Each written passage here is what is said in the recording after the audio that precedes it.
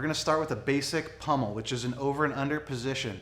So the little particular nuances of this are important. So we're gonna go through these little positional dimensions before we get into any techniques, okay? So we're gonna start without any setups or anything. We're just gonna lock horns, okay? I have an underhook and I have an overhook. I'm not going all the way deep. I'm not like threading this deep. I wanna grab onto something. So when you're like wearing rash guards or even shirtless and you're grappling standing here, things get slippery. So you wanna have some handles, all right? I'm gonna cup the tricep, and on the latissimus dorsi up here, I'm grabbing. There's a little bit of muscle you could kind of tether to rather than down here where if he puts his hips back, it's really hard to control him. But if I'm up here and he puts his hip back, it doesn't matter. I got what's important, okay? So when I'm up in here, I'm controlling. My left foot is forward when I have a left underhook, okay? And my head is on the side of my overhook, okay? There's of course things you could do when we have underhooks, but we're practicing this pummel, this over and under position, where you have a lot of versatility and techniques. You could lock your hands, you could stay here, you could commit to different techniques, which we're gonna get into a lot. But for now, we're just gonna practice our little pummel dance, where the weight distribution in your feet, the rhythm, how you move is important, okay, to get confident. So it doesn't really add to many techniques, this movement, but it really does get you confident, really close proximity with another human while you guys are locking horns, okay? So we're just gonna start by putting our overhook side on our chest, not lifting our elbow, just kind of putting our hand on our own chest, and Chaz is gonna do the same thing. From here, we're gonna dig, and we're gonna shuffle our feet, boom, onto the other side, okay? Same position, mirror image of the other side. Okay, we're gonna do the same. And we're gonna switch our feet. I'm not really moving my head back or dodging bullets. I'm just shuffling and my head should naturally gravitate to the other side. Boom.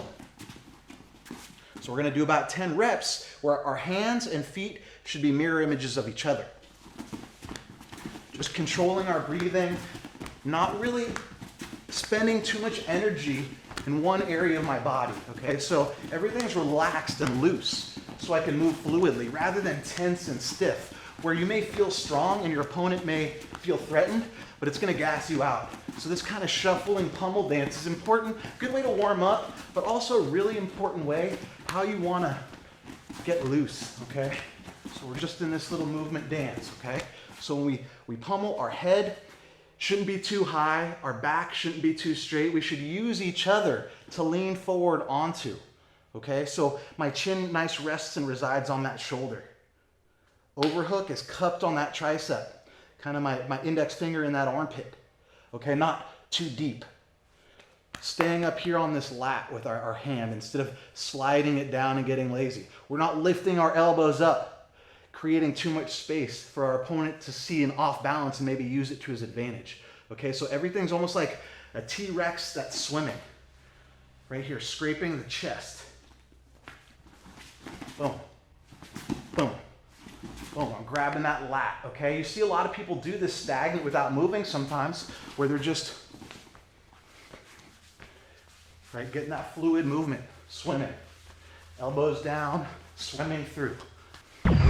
So when I have my underhook as a left underhook, my left foot is forward, okay? And of course you could change that based on different techniques, but when I switch over, I'm gonna put my hand on my chest and I'm gonna shuffle my feet to the other side where my right foot is now forward.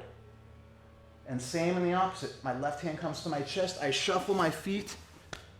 So the footwork is gonna be this little shuffle as you switch your hands, nice and gently, okay?